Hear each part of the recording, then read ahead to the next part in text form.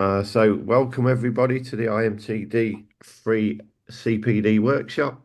And today our guest is Julia Malkin, and I'll let Malkin. Julia I'll let Julia announce herself. So over to you, Julia. Thank you, Neil. Julia Malkin, Malkin. Joined the IMTD a long while ago, and it's a long while since for a subscription in because I got made homeless back in 2018, lost everything. I was 3 months on the road, travelling through 3 counties trying to find a place to live. It's very difficult when you're on the road in the autumn and winter like that, on one meal a day, trying to save money. Um, just settled up here in Mansfield at the moment. We got to a very damp, derelict house that's costing a fortune to try to upkeep. At the moment, just trying to get people away here, just getting them in there. So keep an eye on everybody. So we just managed to get our drain lines done. We've been without drain pipes for 5 days, and we had the first full meal of New Year yesterday. So it's good to be warm. So I hope everybody's having a successful New Year. Wish everybody in the IMTD a good year for 2025. So, talking about neurodiversity today, and it's quite a modern term called in the 1990s. That's how it first came out, and it was neurodiverse people that started to call themselves this diversity rather than something wrong with them. They think it's something different about them, it's diverse. So, they're thinking, right, our brains work in a different way, and we can kind of categorize these brains. And the best way to look of the different types of brain. It's almost like your mobile phone. You got the Apple phone and you got your Android phone. And when you go to your Apple and your Android phone, both these phones can go on Google, both these phones can go on Facebook, but they both need two separate apps loading up to make them run. And that is the best way I can ever describe it to somebody who's unfamiliar with what neurodiversity is. It's the fact that yes, we can do things, we can succeed, but it's almost if we want a different tap loading up into the brain to make it work. So, dealing with neurodiversity itself, I view it as a big umbrella. Okay, so underneath the umbrella, there are several conditions that we describe as neurodiversity. Autism is one, which is, I think, is the commonest. There's quite a lot of us about. In the autistic spectrum, we think of about 1 in 36. That's the average number there. And that includes people on all three levels, which I'll be going through later in the hour. And autism's quite a complex condition. I'll be going through all the different parts of it with you that make the diagnosis up. The next one's ADHD, which I'll be giving an introduction on as well. And ADHD has got three different types, and basically there's a very, very complex condition. Until 2013, they thought it was impossible for somebody to have both autism and ADHD. But nowadays, of course, they know that it can have both. And then there's dyspraxia. Dyspraxia is what they call the clumsy child syndrome. It's developmental coordination disorder is the real name for it, or DCD, but people like to call it dyspraxia. And we're going through several points of dyspraxia here today as well. All these conditions affect learning and affect driving. So even when you're finishing your learning, you're still going to have the conditions when you're driving. And these conditions are what they call pervasive. And when they say pervasive, they mean that it affects you right from the morning when you wake up until you go to bed at night. That's it. So your whole life is covered by these conditions. It's not as if you only have them when you're reading, or you only have them when you're watching TV, or it's like short sighted. You can put your glasses on and you're okay. No, this is different. It's the whole life is governed by the conditions that you've got. It's almost if it puts restraints in some areas, but it opens opportunities in others. And this is why people need to know that they just get upset when their kids get diagnosed and they say, "Oh, we can't do anything," and what a shame, not going to have a life. And it's such a shame when they get this kind of attitude because you can succeed. We can. I'm going to use some stories that have met from my own people that they've shared with me that they say, yes, they can share to others. And there's my own life experiences myself as a neurodiverse person that I'm going to put on. And it's going to be very, very good. You'll be learning a lot about the introductory types of these conditions and how they all fit into the neurodiversity umbrella, as we call it. Of course, I can provide further training on all of this. I can do training on one-to-one. There's the files that I'm designing. I've designed a lot of material, which is available to tell you about later. There's also more workshops I can offer for you. There's a lot we can do, but it's just an introduction for today. So, when you're dealing with neurodiversity, it's important to take differences into account. The biggest number one problem to find other driving instructors doing is comparing the amount of hours with their everyday people out there and then saying to me, this pupil's had this certain number of hours, why aren't they able to do 1, 2, 3, 4, 5, 6? And I'm thinking, whoa, slow down, slow down. You're dealing with a different type of brain. And this brain learns a different way. You're teaching them the usual way. If you get trained to use this type of brain, now it's possible to teach this type of brain in a way that it learns fast now, especially on the high autism level 1, which I'll mention in a minute. I had a pupil, autism level 1. I was his only driving instructor. I didn't have anybody else. He came to me from another town, used to catch the train back to my hometown. I was living there, and he used to catch his train every week. And then catch a taxi from the train station to end up at my house. And he had his lessons there like that because he was from Nottingham and used to travel to see me. He had no car at home to practice in, and we only had 1 hour lessons because that's all his brain could take before he could explode. And what you're going to do is think to yourself, this type of brain, you can't run them on the standard 2 hour lesson very well. So usually start them at an hour and then bring it up to slowly up to an hour and a half. Some of them can take 2, but that's quite rare. Usually our concentration will die before then. So what you're dealing with here is this lad who came down to see me. After 9 1-hour lessons, he was test standard. 9 hours, that's all he had was 9 hours. Didn't have any car to practice in and no second instructor, nothing. And then I said to him, I said, there's a person I've trained in Nottingham in your hometown. You go around your hometown with this new person, get to know the area, get to know where your test centre is. So he had an hour with this other instructor, and then he passes first time with no faults.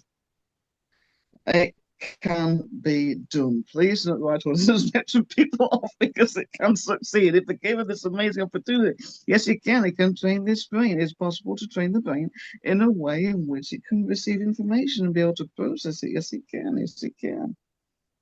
So you have to deal with autism first. It's fantastic the way the autistic brain works. The main problem is the way they see the world. They could see the world as one big state of chaos. Because the autistic brain can work logically, and it works very, very kind of black and white, especially in the boys, then you're going to find that go on the road and see all this chaotic. It looks like chaos from the outside. They look at it and think, whoa, this everyday world is too stressful for me. I can't handle it. And you have to learn to all the communication techniques people use and how they communicate on the road and how to understand each other. How do they do that? And some people can look at a roundabout and think it's absolute magic the way everybody filters in. How do they do it?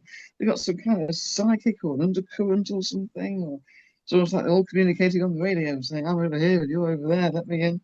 And they're trying to find a way to be able to make sense of the chaos.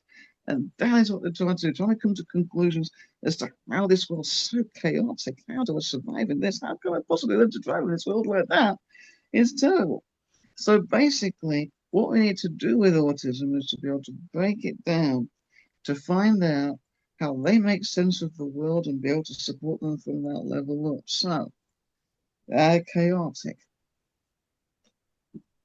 The vast majority of people on the autism spectrum that you'll see in your cars, roughly, I would say about 75%, will be autism level 1. And the autism level 1 people are the ones that want minimum support. They'll have good control of language and communication, fairly good vocabulary. They might take time to understand some words and processing, that kind of thing, because autism affects communication. That's one of the main diagnosis criteria is communication. Social communication is one of the most difficult things for anybody on the autism spectrum. They get the words wrong, they can get them mixed up, they don't know quite what to say, when to say. Starting conversations can be very difficult. Being able to make friends is quite impossible for a lot of them. And trying to get relationships going is very, very difficult. So they spend a lot of isolated lives. We're prone to being bullied, very, very prone to being bullied, because autism level 1 is a condition whereby there were supports minimal, so they end up at mainstream school and they do end up being bullied as kids. So by the time they reach you, the sense of being able to trust other people and being able to understand the people, they know they've got a condition. Even when I was 8 years old, I was bullied.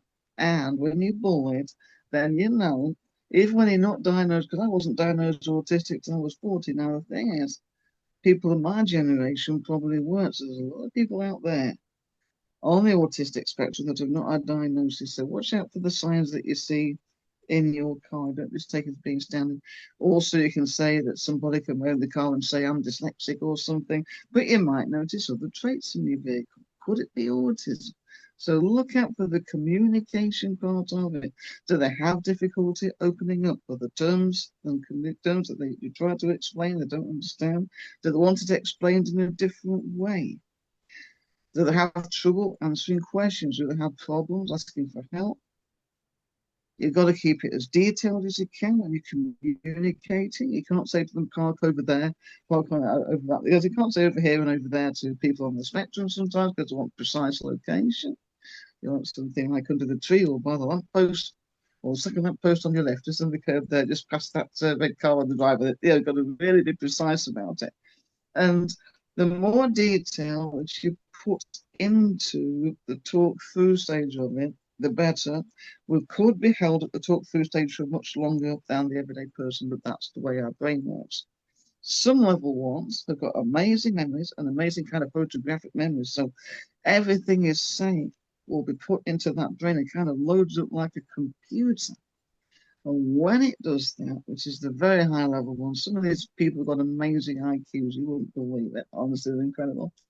And some of these will ask repeated questions. Why do we do this? And what's the point of us doing that? There's got to have a point to it. For many of us on the spectrum, we're driven by this logic. We're driven by a logical reason. We must have a reason why we do that. Some of us have trouble asking for assistance or for help. And it's very, very important to know with communication, we're frightened of getting it wrong, especially if there's ADHD in the mix. So social communication, that's social communication level 1 style. And then afterwards, you have social interaction. This is also part of the diagnosis criteria, social interaction. How does a person interact with another? Verbal communication, reciprocal communication. They've got to be able to communicate forwards and back. They've got to also be able to understand body language, voice intonation, and other factors as well, which is very difficult for us on the spectrum to understand. And some of us have a lot of trouble communicating things like feelings and emotions because of this social interaction problem. And they're also frightened because they know they've got a little weakness in that area, that other people are going to gossip, they're going to bully, they're going to go on Facebook and give them a lot of flack. So they're very, very unwilling probably at first to express feelings like, how do you feel this went? Or what do you feel about doing that? Things like discussing goals can be quite difficult for them because they expect driving instructors to lead more than the average person would do. To get them to give their input as equals is quite difficult because of the bullying and pressure they've been through in the past. They see themselves as the bottom of the pecking order, as it were. And it takes a while to open one of those up. Social imagination is your third diagnostic criteria for autism. And that means that sometimes you have trouble understanding similes, metaphors, and terms of phrase, which leads us on to our very famous real driving instructor joke, as it were, when a driving instructor was joking about pedestrian crossings. And he was wondering what was happening with his pupil. And he came to me and he says to me, what was the matter? What did I say? And the nurse says, right, let's see what's happened. They're going through pedestrian crossings, and they chose a road with about 3 or 4 different crossings on. And there was a group of pedestrians waiting at the crossing. And then the lights were on green. So we all went through the mirror check routine, easy off and all this, and everybody was okay. So they went through the lights, and then this instructor says, don't worry, we'll get them on the way back. He did not know that his pupils on the spectrum, because a lot of us on the spectrum don't disclose our condition. And then all of a sudden, his pupil turns to him and says, why should I want to turn my car around to come back and mow them over? Why would they want to do that? Because they didn't understand that it was a joke. And that's very, very common for us not to understand a joke. And this is part of the social imagination problem. At the same time, you can get us probably laughing at things nobody else would laugh at. You get some crazy, silly things and make us laugh all the time. Sometimes we can burst into giggling fits and have them be on and off all day because the way in which we see the world and we see funny things in it are things the everyday person probably would not find funny. And it's important to know that with imagination, there's a lot of social imagination used in both learning and in driving. Now, all these problems of social communication, imagination, and interaction form what they call the triangle impairments, the main autism triangle, as it were. Every single autistic person has problems in those 3 areas, although the problems that they have vary from person to person. So, autism level 1, you're dealing with verbal communication, they got to words, they got the language, good command of language. They're able to interact to some extent, depending on the individual. They might have trouble understanding body language, that's quite common.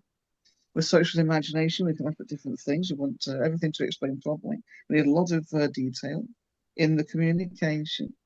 Watch out for frustration with level 1s and depression. We suffer a great deal with that. Because we're very near the top of the spectrum and we can see the everyday world, we want to be part of the everyday world, can't quite get up there. So what happens? We get frustrated, we get upset, and we try so hard again and again and again to communicate and again to make friends with people. It doesn't work, and we get so upset. So be prepared for a little bit of frustration and just a little bit of upset in the car because that's quite common. Self-esteem is usually very, very low. It needs a bit of a pick-up. Another thing about level 1s is that they could have what they call special interests, personal passions, as I call them. Medical world calls it obsessional behavior, which is the wrong way to put it because it's not an obsession, that's a bad thing. And these personal passions are a good thing. Ask us what our personal passions are. Ask your people, what are they interested in? It's more than just a hobby, it's their whole soul. You're dealing with somebody's soul here. If autistic people get cut off from their personal passions, then what's going to happen? They've lost half the world in about 5 seconds. If they have to go through the everyday world trying to negotiate it, when they can't communicate with the everyday people to understand what they say, or they get confused, they have problems interacting, they can't make friends, they get ridiculed, they come back home and then to just state, what do they do to relax? They go straight to their personal passions. That's why they can sit for hours doing the same things over and over again. We like routines. Everyone on the spectrum likes a routine. Some like them more rigid than others. Watch for those routines. But some of those routines involve our personal passions. We love it. We love to be able to talk about them. It's always a good idea to get to know your personal passion, the pupil that you've got, because not all of them have got them. But those who have personal passions are very, very strong. They can use them to talk about, to relax us. If we get involved in a situation that's upsetting, we can talk about our personal passions again. 99% of them will fall into 3 or 4 categories. There's machines, so we love computers and computer gaming. Some of us do. There's animals. A lot of us are very much interested in the animal world, both pet and wild. There's also fandoms, Star Trek, Doctor Who, etc. Everything from Halo and up. And also there's anything historical, there could be a historic period of time that we've studied in great depth. In, we're the sort of people that study subject in depth to the level which you could win a mastermind competition. Autism level 1, very complex people, but the good people, the strong learners, good brains, very strong. Autism level 2, of which you'll get about 15% to 20 in your car, they're the kind of people who will need more support. Be prepared for slower speed of learning. Be prepared for communication difficulties. Limit the amount of words you say per question, 1 question per sentence. So stating 1 question, make sure the question is detailed. You don't just say what's going on in the road because you might see somebody only fixing the roof or something like that. You say something that will detail it. The next thing we do with level 2s is provide more time for communication. So if a question's asked, would they take longer to be able to be able to reply and give the answer that you need? Think of the answer you're looking for from your people. These people can talk slower. Don't talk slow to them, but they talk slower to you. Very important to know that they could take a long time to be able to reply to a question. Level 2s want more support in everyday life to live. They've got the same problems with communication, interaction, and imagination, but they are at a stronger level, so it will affect them more deeply. Level 3 autism, you won't normally see unless the personal passion is driving or anything similar, or they really love cars, because the whole of their everyday life is impacted by the condition. Some of them are 24/7 needing care. A lot of them will have what they call profound disabilities. Now, these profound disabilities are what affects the person so much that they need the care. You have to remember that it's not the autism doing it. It's something else on top. And because sometimes they can't diagnose it right at the bottom, they call it by the simple label of profound, meaning it affects their lives. Be prepared for the long haul. You might see them in your car. I've got one who's being assessed tomorrow. Low IQ, and that's not caused by the autism, that's caused by the disabilities, the profound disabilities that they've got on top. And what they're going to do is think, right, can they drive or not? I get a lot of people who say, is it worth little Tommy learning how to drive? Is it worth even getting him a license? So what they're trying to do, I mean, very careful with the parents, make sure they don't push the kids too hard if they're level 3, because they might think autistic spectrum is one whole level. It isn't. Spectrum's a big place. The autism spectrum can be that people can be sitting in nappies when they're adults and cannot speak, or it can be people with multiple doctorates on the other end. Now, between those 2 poles, there's a mass of people. Their personalities are as individual as you are. Their learning styles and abilities are as individual as you are. And the way in which the autism condition affects them is individual as well. But if there's any disabilities going on that are impairments either for IQ or physical care, anything like that, it is not the autism causing it. Very important that you know it is not the autism. Now, 70% of neurodiverse people who are diagnosed with one condition have a second. So that's 70%, so that's a great big number. Now, I was diagnosed ADHD when I was like about 6, 7. It was called hyperactivity in the good old 1970s, and all I did in that time was dose it with tablets. It took 3 hours to walk 3 streets home from school because I was dosed on Valium.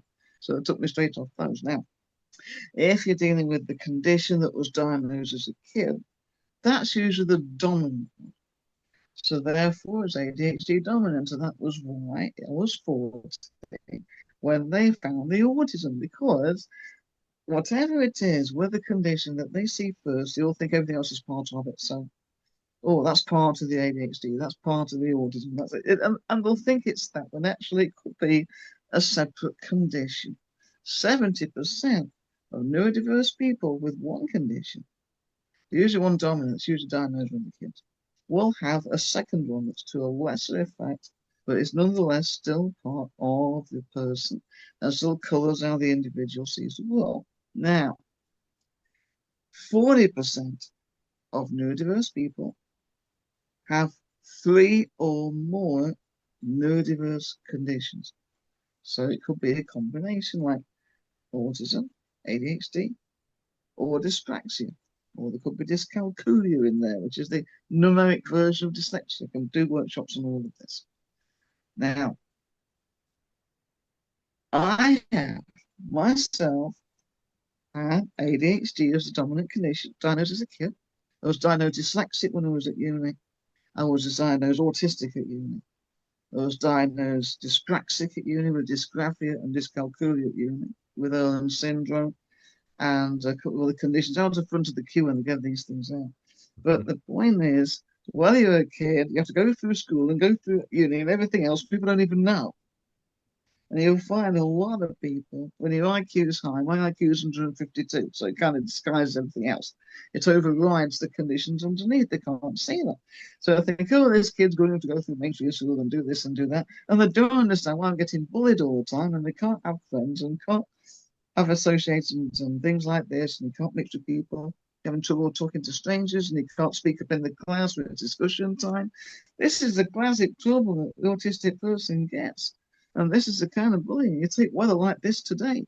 Today's weather, when there's snow on the ground, I remember when I was 8 years old, and the kids had made a slide in the playground because we were always sent to school in the snow then. And the kids had made a big slide in the playground on the ice, and I was waiting to have a go, and they wouldn't let me on. Even at the age of 8, I was diagnosed ADHD, but the autism didn't show that. Everybody else knew about it. No, you're not allowed to play on here. You're not allowed to play on here. So you used to wait till the bell went. The bell went off. I thought, right, I'm going to have a slide now. So everybody else was running off to class. I was just about to go on the slide myself, and a big boy from behind pushed me down on the ground and broke my arm. Now, this is how bullies act. You've got to watch for bullies and bullying when there's people on the spectrum about, especially if they've been through mainstream school. And I always ask at assessment time whether a person's been to mainstream or whether they've been to a specialist school. Because if they've been to mainstream school, they've got far more chance of being bullied. So you always ask them about that. So dealing with neurodiversity as a whole, so autism with the communication, interaction, and imagination, free triangle, okay? There's a 3 levels, which demand more support. The higher the number, more support they need. The routines that they absolutely love to have. If you're going to change your lesson or change your car or lesson times or anything else, please let us know in advance. We like routines. And also the special interest, our personal passions. Watch out for those and see if we can use those to really, really help build our confidence up or bring us up when we feel down, because that really helps if you take an interest in what personal passions that they have. And an example of that was one of the pupils that I met. And I spoke to his mother on the phone. I said to her, right, I says, what personal passions does your son have? He's a massive Arsenal fan. I says, okay. So the first time I took him out for his lesson, I wore an Arsenal shirt. And I wore that Arsenal shirt deliberately so he'd interact with me. And he saw this Arsenal shirt with its red and white. Oh, Arsenal, yes, yeah. So I'd done a bit of research beforehand. I knew the team, I knew the players and the matches, etc. So he could talk about them to me and I'd understand. So sometimes you'll learn a lot of different subjects and have to push yourself more than the average just to be able to get this trust going with your person. The biggest number one with neurodiversity is trust. You must build that trust up. And you're going to be prepared to meet them not just halfway, but over 3/4 to be able to enter their world so that through driving, they can enter yours. That's the idea. But first, sometimes you've got to go into their worlds first and you have to understand how their world works so you can bring them through driving to join the everyday world. So many with autism also have ADHD. Now, ADHD has got 3 types, and these 3 types of ADHD, they are not levels, as in levels of it gets worse as they go on, or this person wants more support. No, it doesn't work like that. Now, these 3 types of ADHD are distinct, but they're part of the same conditions. Very important is all ADHD. Okay, so we have the hyperactive or impulsive sort. And this is the sort that is usually diagnosed as kids and as boys. Boys are more likely than girls to have the hyperactive or impulsive type. Very, very impulsive people. I have had somebody jump into my car and literally on the first time in the driving seat, trying to pull and push every single thing within reach. And I haven't said a word. He just goes in there. It's the impulse. Ooh, what's this? What's that? Go, go, go, go, go, go, go, go. And some of them act as if they're driven by a motor when the kids kind of bouncing off the walls. You have to watch the food and things like that. And I had a person with autism plus ADHD, and he stayed on for a 2-day course. And the first day he was doing beautiful. And the second day I took him out, he was all over the road, all over the place. And I says, what did you have for his lunch? He says, oh, it says, I'm saying lunch. I says, right. I said, did you have anything for dinner last night? Went to McDonald's. I said, oh no, the sugar's gone up the roof. Woo. And he's all over the road. You wouldn't believe it was the same person. So I had to put the strict discipline on, get him out of the car, plenty of exercise, bit of walking up and down the street, things like this. Get that energy out of the system, put them back in. So ADHDs will need breaks, especially the impulsive sort. Something will drive that impulse. It's very important to know what drives the impulse. That can vary from person to person. What's your person's impulsive reactions? It's very, very important. The first thing to know is that the impulsive type hate waiting. They absolutely loathe waiting. It hurts them, absolutely, because it kind of tightens all the emotions up inside. And they're desperate for a release. And you'll sometimes find this emotion going totally over the top. And the worst case I've come across is somebody actually blacking out on a roundabout because they're waiting for the correct exit. That's the worst case I've ever heard.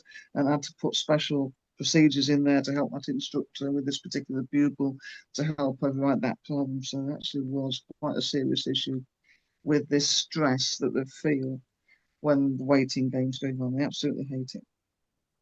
So impulsive behavior, they can just see something. Now, when the everyday person does some work, for example, something can distract them, like the doorbell or the phone, or they might see something, or somebody else will hear a noise through the wall from the neighbours, and they think, oh, and then they just go back to the work and carry on. Now, ADHDs don't do that.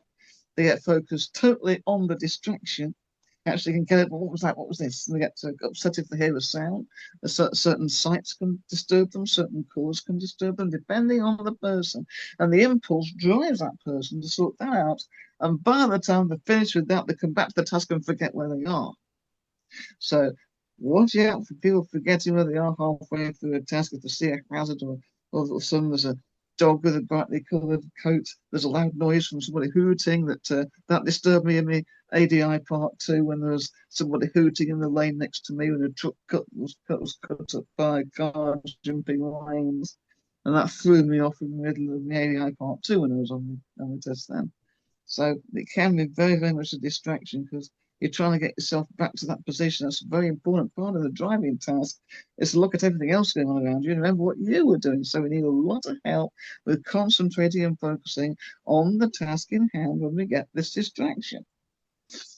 So the type 1, the hyperactive impulsive type, keeping them on the task and making sure they're concentrating, especially during waiting periods, things like this. Controlling the impulse, getting regular breaks, they can get a workout, make sure they get a drink, things like that, back in the car, settle them down. The impulse behavior, sometimes they know how bad it is. Ask them if they know what can cause the impulses. They sometimes know what it is that starts it off. And if an instructor knows what starts it off, they can help the pupil better. So don't be afraid to ask about it. The inattentive type is your second. And the inattentive type of ADHD. And this is when they lose the attention on what you're saying. It's almost as if you're talking to the wall. It's almost as if they can kind of hear you, but the brain's elsewhere. They can be totally look out of the window, kind of spaced out. They can be focusing on something, but nothing in general, as you can see. Some of them can enter a kind of a daydreamy type state. I always say to them, when they do that, it was like if I says, oh, is your brain gone into neutral? That's what I use. Say to them, brain's in neutral, right? Let's get your brains engaged again. So then they have a laugh about it. So we're not making fun of the condition, but we're just making it rather light. So it's not just a serious issue. It's gonna really hurt them. We're not telling them off for that. It just we accept that as a behaviour pattern. In the inattentive type, we can say, oh, brains in neutral again. Come on, very similar to something going into standby or losing a signal or something. That's what usually happens. It's almost as if The brain is overloaded with information coming in, and the processing time's been delayed. So thinking, right, it's like the big load of traffic on the motorway trying to get off at the next exit. It's almost as if it's sort of blocking. And that's what causes it. The brain needs to relax. Off it goes. It goes automatically to relax. So bear in mind all these conditions. We don't consciously put them on. People think we're doing them on purpose. We think we're being rude. They think we're doing it for fun. We're doing it for spite. It is not like that at all. We do not want to hurt other people. We do not want it. That's why we sometimes get afraid of our impulsive behaviors. We get upset when we lose the attention. Watch out for us saying sorry all the time. That can be quite common. Watch out for the sorries and the people pleasers. Self-esteem can be quite low. The third type of ADHD is the combined type. And the combined type of ADHD has both of those conditions. So, depending on the situation, they can be hyperactive and impulsive 1 minute and then inattentive the next. Now, I'm one of those. And I know what it's like trying to keep attention running. And it takes a lot of discipline and it takes a lot of strength, a lot of stress that sometimes goes on top of the head. And you've got to think, oh, I know what's happening. You get a lot of impulses. You've got to reduce the amount of impulses that you can. Make sure everywhere's quiet in the car. Make sure there's nothing loud going on because they'll know it. If there's coins rolling around in your vehicle, they'll hear it very, very quick. Often they can do something like hear an emergency vehicle and you can't see one that's gone the other way. They're not imagining it. They actually physically did hear that. It's very important that you think about things like low self-esteem when they're combined, because the combined one has very low self-esteem, very, very low tiredness. Watch out for them getting tired because the energy drops very, very quickly with a combined ADHD. And sometimes with a combined ADHD, you'll find the energy start to drop roughly halfway through your lesson. And often it happens halfway through the driving test as well. It's very, very common for energy to fall. With autism, the energy will fall as soon as they see the examiner. They realise the situation that they're in, and then the knees will go weak and then kind of switch off. But ADHDs usually start off well on a driving test, and you'll find them getting okay as they have the co-pilot, but there's two main situations during the test that provoke the impulsive and attentive behavior pattern. The first thing is the energy loss halfway through. When they're just getting used to a test situation, they're not frightened of the examiner anymore, they're starting to settle down in the car, and then all of a sudden they're trying so hard, and all of a sudden the energy suddenly takes a dip, and that's usually about the halfway mark. Now, 99% of people know that they're going to suffer a great deal when the energy drops because the ADHD brain is always doing two things at once, regardless of type. It is trying to focus on the task in hand, and at the same time, it's trying to control the horrible negative thoughts in the brain. What if I lose my energy? What happens if I get inattentive? And what happens if I can't concentrate? What happens if we have to wait? And it's worry, worry, worry. The biggest number one is worry with ADHD. Now, if they get to the stage where they're kind of halfway through the test and they notice that their energy is starting to fall, they can get this worry set in. And if the worry sets in, then there's more chance of the inattentiveness and the hyperactive impulsive behavior setting in. It's terrible. They can feel it. It is horrible. And that usually happens kind of halfway through. So if you're going to take one of us out for a mock test, take us out for double the test time. So at least if it goes halfway, then it's towards the end of the test when the energy starts to fail. They get used to that kind of thing happening halfway through. You can feel the energy go. Many of us can. And that's why I failed my first out test when I was a learner driving myself. Energy went halfway through the test and spotted something as an impulse, and my brain changed over, and it's kind of like you can almost feel your head changing gear when you see a distraction if you're ADHD. Your brain's off and you're just trying to think, oh, what was it doing? And then you forget where you were, and then you've got to get everything back on track again. That's why I failed the first out test. So when you're dealing with us, you're dealing with ADHD people. You're dealing with the standard hunter-gatherer type. And people at the front.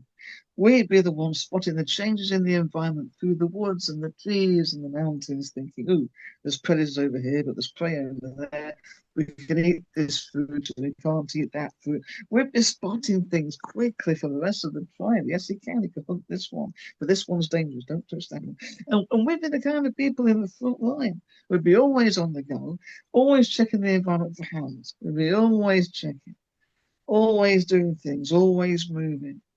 But the sit still, be quiet, sit and listen environment the world's now become is incalculable. Oh, it causes a lot of trouble. You get sent out to school, you get sent out to the classroom, you get excluded and all sorts. So be afraid, our behavior patterns are a bit different to the standard behavior pattern.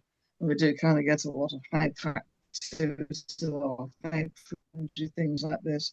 We want to be on the go, be prepared for breaks, be prepared to pull us in if we get a bit too hyper. That's how you deal with it, pull us in. We can talk about it in some experiences, thinking, how can we help control it? What can we do together as a team? With ADHD, I don't like to be left on their own sometimes. I like to think about things as we rather than I am thinking, okay, let us work together on this together. What are we going to do together with this? And this can help people with autism as well to be able to raise a question. So it's future based and it's we rather than past tense and it's you. What did you do? So how can you get them out to say, right, how can we do this? What do you think is best for us to work as a team together? Let's see if we can get some ideas going. So brainstorming is a good thing.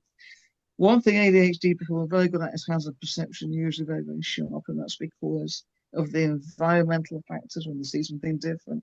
They can usually spot hazards very, very quick. In fact, some of us can get inundated with hazards. We have to be careful when we're learning hazard perception in theory because it's kind of pop, pop, pop, pop, pop, pop, button all the time. You're just seeing this, and thinking, no, no, no, no, no. There's certain types of hazard that they want to see. So you think about that. So a lot of ADHD people are so focused on the hazards in front that they forget to set the mirrors. That's quite common. And we usually link mirrors into the hazard perception part of the theory test. And we're thinking, right, when you press the mouse, that's the equivalent of checking mirrors. In real life, when you press that mouse, the mirrors are being checked in your car before the actual hazard takes place and the reaction comes on, like easing off the gas or applying the brakes. Or check the mirrors first, so make you think, right, click the mouse. So it's almost like clicking the mouse, check your mirrors. So we put a link into there to make sure the mirror check happens, even when the impulse is saying, "Oh, look at that over there." It's like the brain starts wondering that. We've got to be very, very careful with us, make sure our brains don't wander off. The worst thing is the cues of traffic. You'll find fidgeting is very common. So there's something happening around for those who watch a bad signal. Something's blipped on the line. 1, 2, yeah, they have Wi-Fi still on. So basically what you're dealing with is ADHD people who will get thrown off. I mean, that little beep on the line that they've just there's threw me off now, so that's ADHD for you. And it does that. So you've got to be prepared to put yourself back on track. If something happens on the road, we can get disturbed, you can get upset, you can get frustrated. Oh, what was this? I can't say this noise. I can hear this noise, I can't see it, and get very upset. Sometimes we're waiting in a queue of traffic and they're looking for the exit. And when I do queues of traffic, it has a special set lesson. There's actually a special set lesson where the ADHD person is taught how to handle waiting in a queue. So think, right, we go on the Google Maps and think, right, there's a queue of traffic. So you get a lovely, nice fat red line on your map. I mean, burgundy ones, when the traffic's at a standstill, they can frighten us to death. But usually a red one, I can see it in one roundabout and the next and thinking, there's a queue. So if you see it on the Google map, they can see the start of the queue and they can see the end of the queue and thinking there's the exit. The most important thing for ADHD people is to know where that exit is. And that's the second problem that they're going to get in the driving test. You've already been through the fact that halfway through the test, they can get an energy drop that can cause a lot of problems thinking, how can I sustain the energy? How can I keep this energy going without this impulse setting in? If I have an impulse, I'll get frustrated. I can't afford to get upset in front of my examiner, and that causes a lot of problems trying to do self-regulation, mental regulation. ADHD people can lose a lot of self-regulation. The other time they can do it is at the end of the test. And that is when, as everybody desperate to go to the toilet knows, that if they see this big supermarket And they drive into this car park thinking, oh, there's going to be a lot. And the feeling gets worse, doesn't it? Of course it does. And that's how ADHDs go when sometimes they'll find themselves on roads near the test centre.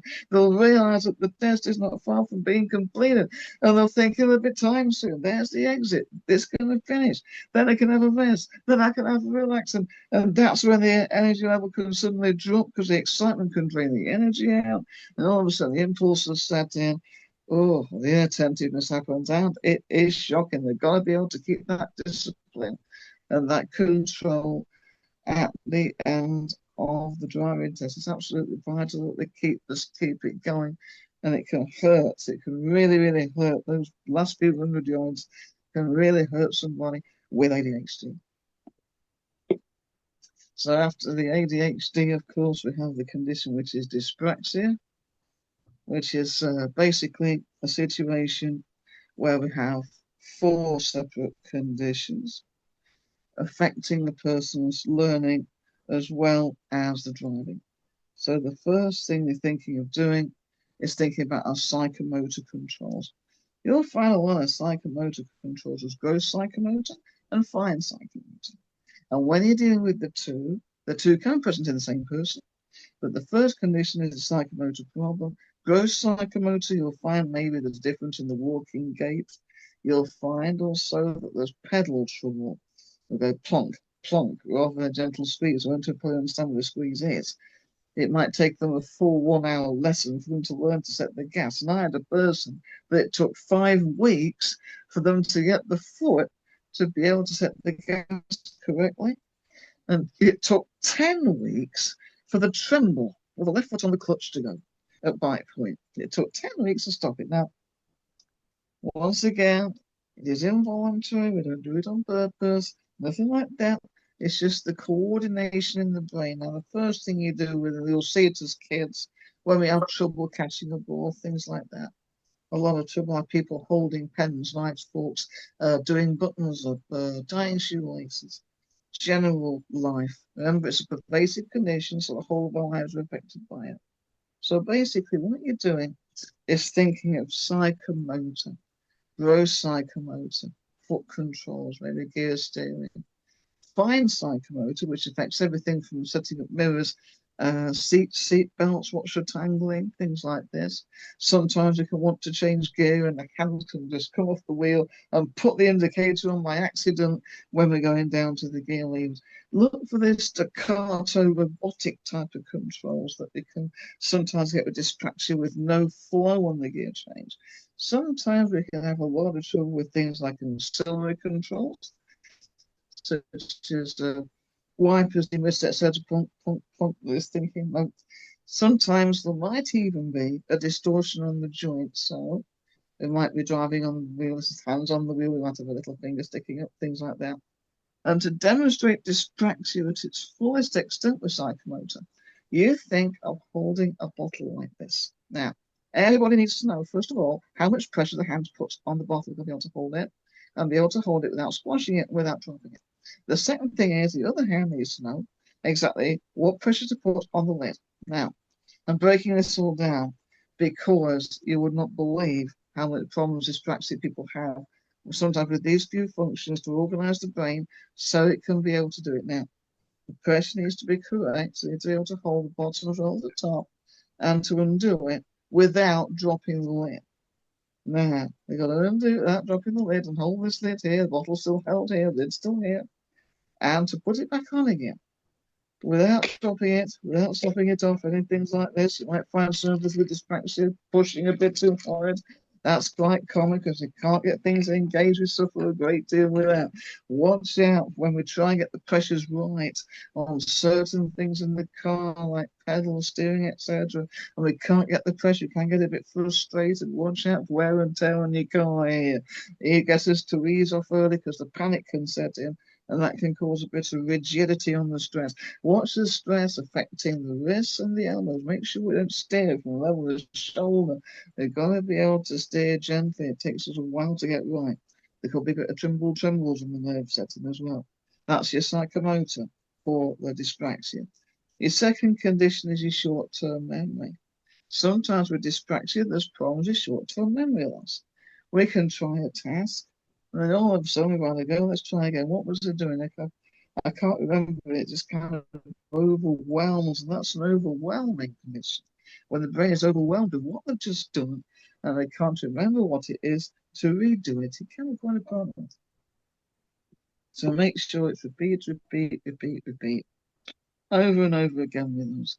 And what dyspraxic people really like is to get one task that's done absolutely perfect before they go on to the next one. They absolutely love that. Then the next thing they're going to get is their sense of where they are. Where am I in relation to my car? And where is my car in relation to everything else? So doing maneuvering, things like that, trying to know they'll need reference points. A lot of them will need points of reference to be able to locate where they are. Things like this, absolutely vital that a person with dyspraxia knows where they are and when they are and when to do everything. Sometimes it's reference points and I count them down 3, 2, 1 seconds to it. So it's kind of like timing them up. And because you'll find with dyspraxia, sometimes you say, now's your steering point, your hands like an octopus all over the place. So sometimes you'll find 3, 2, 1 and turn, and 3, 2, 1 and straighten. Sometimes got steering aids that they can practice on, so they learn to get the counts on the steering aid before they try a real actual road situation. That's quite common. So dyspraxic people suffer a lot with that. So psychomotor. You got your short-term memory trouble. And they get the sensations of where they are and when they are. And they could get the sense of loss of balance, which is kind of this proprioception, which is the balance control.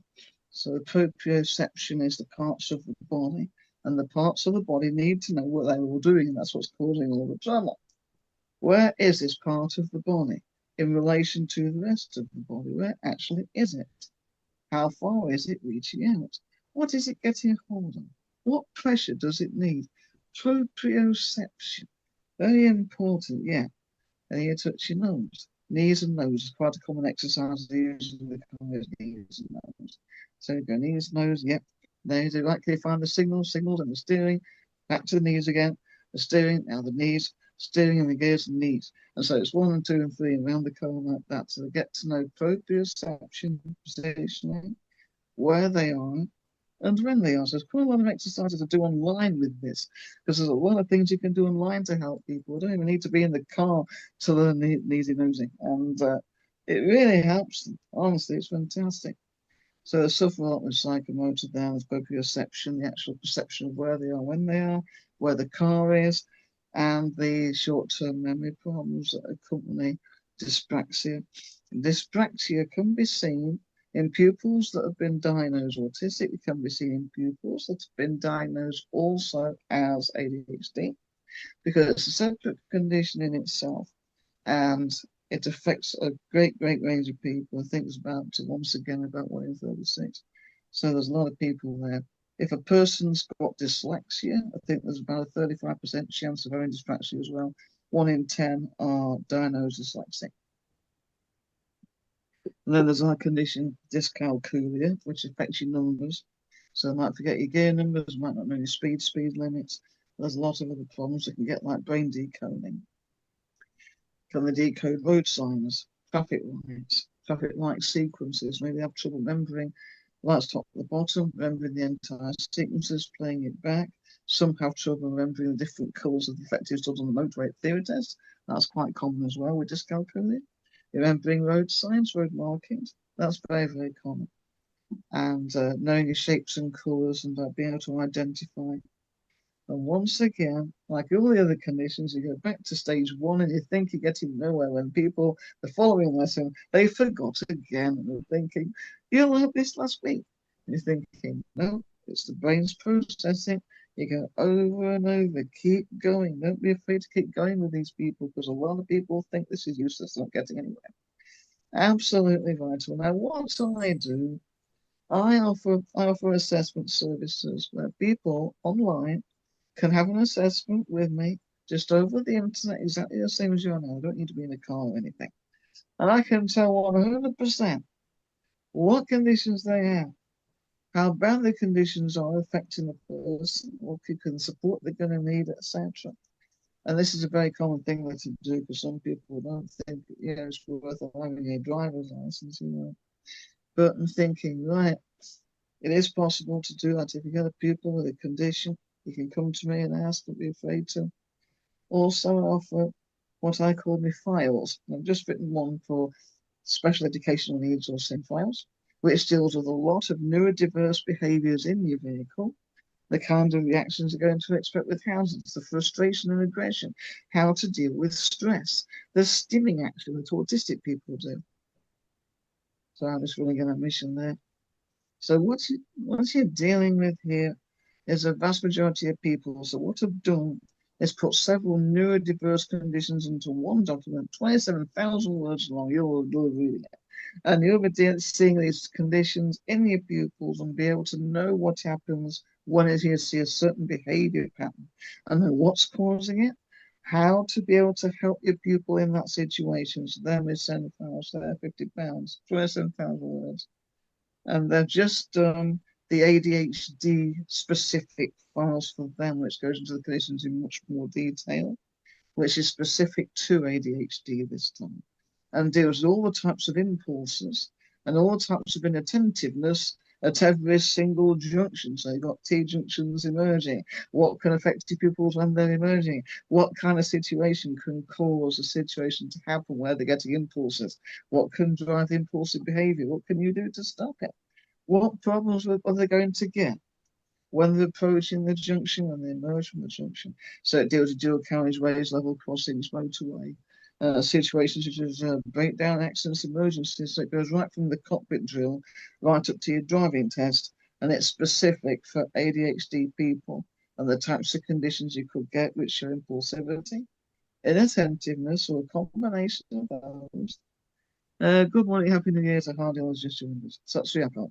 So basically what you're doing is learning these conditions because I do workshops, I do a lot of different things, a lot of services, one-to-one training, but I find that a lot of instructors are very busy people. So if they have one document, they can either keep in the car, they can read on the phone, they can read them on the tablets, everything. And they be able to know, and they see a condition in the pupil and they're on a certain lesson, and you can see a problem happening at a certain point. They can learn the behavior patterns.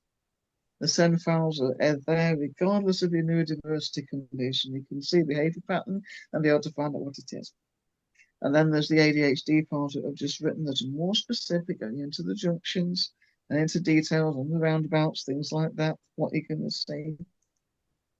It doesn't matter what type of driver that you've got. You can have an advanced one, you can have a learner back from you, you can have people that are being trained all across, because remember, it's a pervasive condition. So even when they pass the driving test, they can still get problems like these.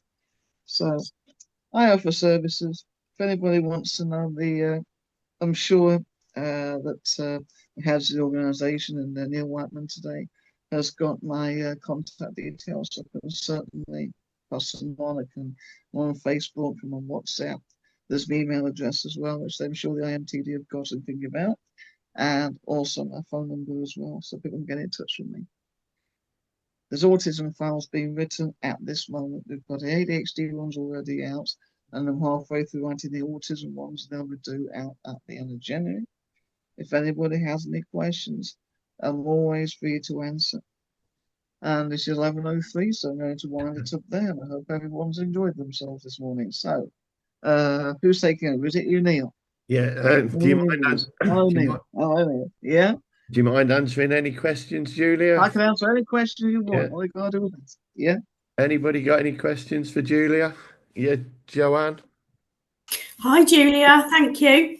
Hello, Joanna. How are you? Okay. Happy New Year. I'm good. I'm good. Your students, when they go for the driving test, and you're saying about their energy and concentration dropping, do you find it useful for them to have a break in their driving test, to have the extended? It is definitely yes, and we do say yes to people. If your test centre allows you to have it, then do it, please.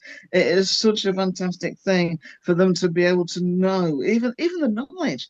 that if they want to break, then they can. That is enough to settle down. And if they settle down, there's less worries, which means the energy doesn't drop so much, which means less chance of the impulse setting in. Absolutely vital. Very, very good. Well done for mentioning that. That is terrific. Yes. Thank you.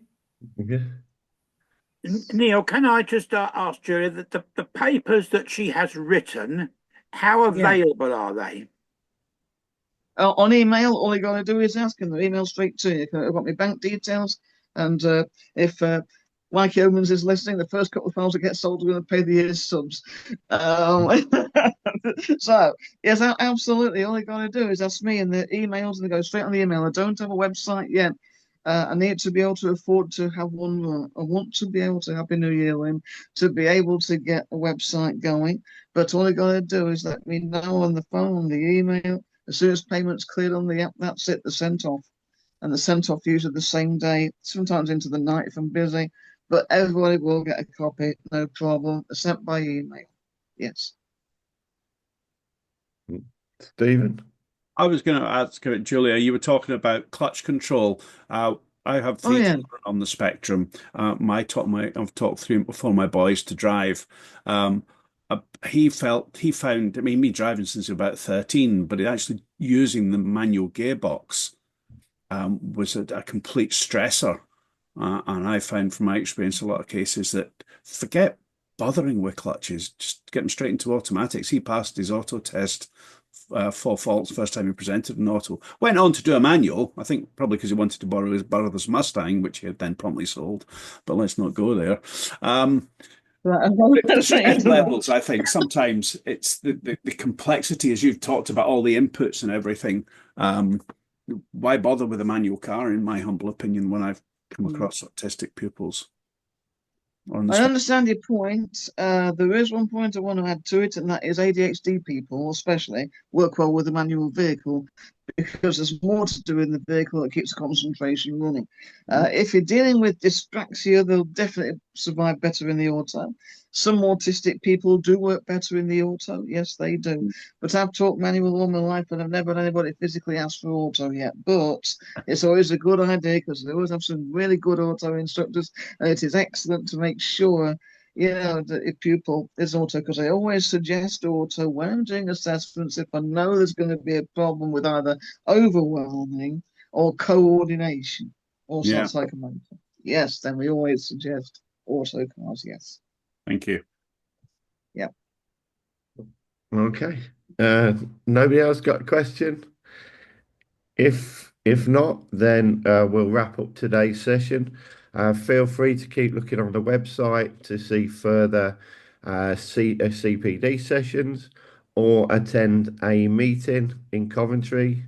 Graham, do you want to just say a bit more about that? Well, we've obviously got one of these online meetings in February, the first Sunday in February. Then we meet in Coventry, the Holiday Inn, on the 2nd of March, I think it is, first Sunday of March. We're just building the program at the moment, usually attended by about 30 to 40 or even more as it was last time, people. Always remember, members, you can bring a guest to that particular session. But there should be people you're bringing as guests who you believe have got a starting point of an interest in becoming a member. It may not be for them. That's fair comment, and we accept that. But don't just go and pick someone off the street, as it were, and think, oh, you'll be a good chap to come. It's good that you know them in the first place in some way or another, I think, because you are sponsoring them after all, in that sort of way. So that will be my initial parting shot. Apart from Neil, if you would like kindly keep this open, and if I could ask the executive to stay over here for a couple of minutes, that would be useful. Okay, no worries. Okay, so thank you again, Julia, for attending and doing a great presentation. 1 second, please, that there's a message appeared on the chat. It lasted for about 2 seconds and went off. Okay. So there's a question from Tim Clayton, Julia. Thank you. My question concerns ADI examiners. An instructor friend in Cheltenham was criticised on the standards check for translating much of his teaching in Star Trek terms. The instructor knew the pupil responded best because of his special interest, and the examiner did not. But the instructor was marked down for it. How do you answer that one? Well, I really do wish there's only one solution to this. Well, there's two solutions. First of all, neurodiverse training for the examiners, which I don't know whether it can force through, or having a neurodiverse person as a driving examiner, which because neurodiverse people can't pass a psychometric test needed to become one. So honestly, don't think because they're neurodiverse examiners. It's such a shame because we're being really left out because that is a massive, massive thing. That instructor was doing the best for his pupil at that point. Absolutely right. The right systems, right techniques.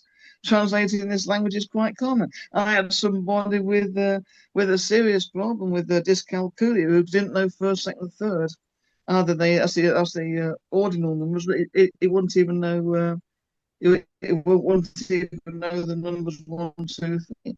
So what we did is just transfer it into the Star Wars episode. So gear number 1 became the Phantom Menace, and gear number 2 became Attack of the Clones. And this is quite common, and you have to translate everything.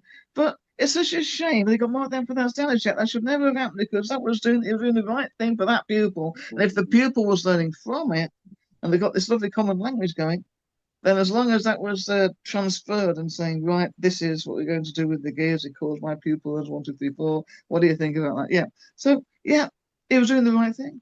He was helping us. He was helping us in a way we could understand. Okay. I had an examiner many years ago talk to a autistic pupil. I put down on the test requirement said autism, and he said to the pupil, "And how does autism affect you?" Well, it doesn't affect him. It affects how he relates with other people. And so this was years ago. It made me laugh at the time. The examiner hadn't got a clue. They really need some training, honestly. I'm serious. I'd love to go down there and teach a whole lot for a day and bring the entire country's examiners in there and say, right, you lot, wake up. Yeah. Get on with it. I've thought about that, yeah. Yeah. Okay. So again, thank you everyone for attending, and great thank you, Julia, for doing that presentation. Yeah. So No problem. Okay, Happy New Year to everybody. Happy New Year. Happy New Year. Take care, everybody. Bye. Thanks. bye. Thanks. Bye.